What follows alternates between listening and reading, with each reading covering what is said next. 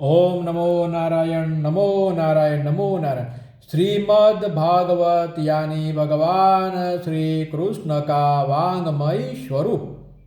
श्रीमद् भागवत भक्ति ज्ञान और वैराग्य का महाग्रंथ है। ये ग्रंथ में 12 स्कंद 18,000 श्लोक और अनंत आध्यात्मिक अमृत इसमें समाहित है। भागवत यानी क्या? भागवत यानी भगवान के स्वभाव, भगवान की लीला और भगवान के शरण तक, हृदय तक पहुँचने का जो मार्ग है वो श्रीमद् भागवत है। श्रीमद् भागवत कथा का आरंभ बिंदु कौन सा है? श्रीमद् भागवत का आरंभ बिंदु ज्ञान और वैराग्य है। कथा की शुरुआत होती है राजा परीक्षित से।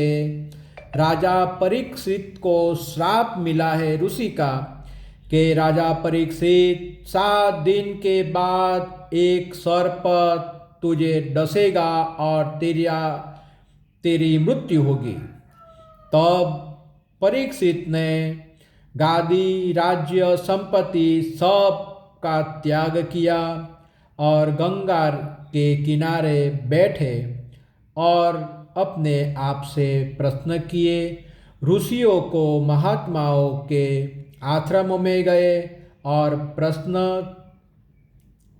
पूछे, क्या करना चाहिए? मृत्यु तो अनिवार्य है, मृत्यु सत्य है, आज नहीं तो कल, मगर मुझे 7 दिन में मृत्यु का श्राप मिला है, तो मृत्यु के पहले इंसान को क्या करना चाहिए?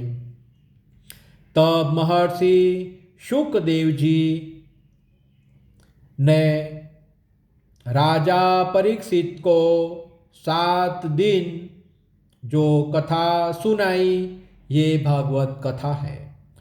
भागवत कथा में से हमें ज्ञान मिलता है कि जीवन का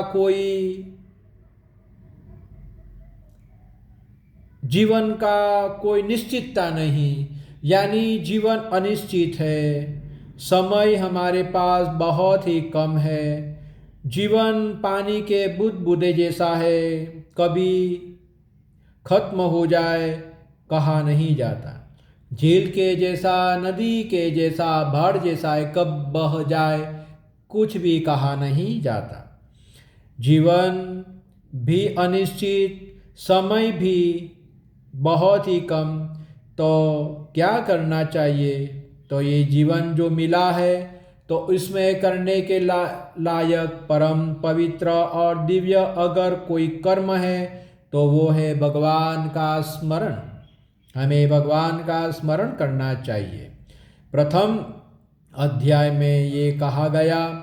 दूसरा, सृष्टि सर्जन कैसे हुआ उसकी महिमा कहिए। भगवान की महिमा गाई है सृष्टि सर्जन। भागवत के प्रारंभ में ब्रह्मांड की रचना, ब्रह्मा, विष्णु और महेश के कार्य पद्धति का ज्ञान दिया गया है। भगवान विष्णु जो है वो योग निद्रा में है। भगवान विष्णु का जो प्रथम दर्शन जो शास्त्रों ने किया है, वो विष्णु भगवान योग निद्रा में शेष नाग की शैया पर जल के ऊपर वो सोए हुए हैं। नाभि में से कमल प्रकट होता है और इसमें ब्रह्मा जी प्रकट होते हैं। तो ये ज्ञान हमें क्या दिखाता है कि भगवान जो है वो योग निद्रा में है, शेष नाग पे है, शेष नाग की शैया पर है और नाभि से एक कमल प्रकट होता है और सृष्टि सर्जन करने वाले ब्रह्मा जी प्रकट होते हैं और ब्रह्मा जी सृष्टि प्रकट करते हैं। तो ये हमें ज्ञान देता है ये कथा कि भगवान मूल है, सभी उसमें से प्रकट होता है और सृष्टि के कर्ता धर्ता भी इसमें प्रकट होता है और ये सृष्टि सभी उनका लीला स्थान है। इसके बाद के अध्याय में आता है प्रहलाद चरित्र। प्रहलाद चरित्र हमें ज्ञान देता है अड़ग भक्ति का। प्रहलाद कौन है? प्रहलाद एक असुर राक्षस हिरण्यकश्यप का पुत्र है। ये भी संयोग कैसा है, पिता असुर और पुत्र भक्त। आज भी जगत में ऐसा बहुत देखने को मिलता है कि असुर या राक्षस प्रकृति के जो पिता है, जो पुरुष है, और उसके पुत्र भक्त है, दयालु है, दयावान है। ऐसा कई बार हमें देखने को मिला है, हम देखते हैं। हिरण्यकश्यप अहंकारी मद और मद से छका हुआ असुर है। वो परमात्मा की बनाई सृष्टि को नहीं मानता। प्रहलाद हर जगह भगवान को देखता है, भगवान को नमस्कार करता है। हिरण्यकश्यप ऐसे नहीं मानता और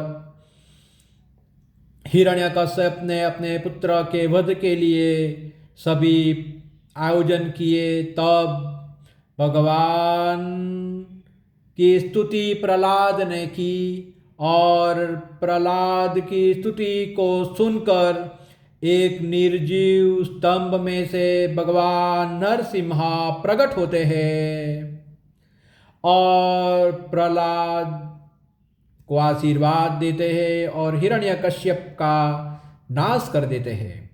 ये कथा हमें ज्ञान देती है कि भगवान कहीं से भी प्रकट होते हैं, चाहे वो पत्थर हो, काष्ठ हो, वो लोढ़ा हो, कहीं से भी भगवान प्रकट हो जाते हैं।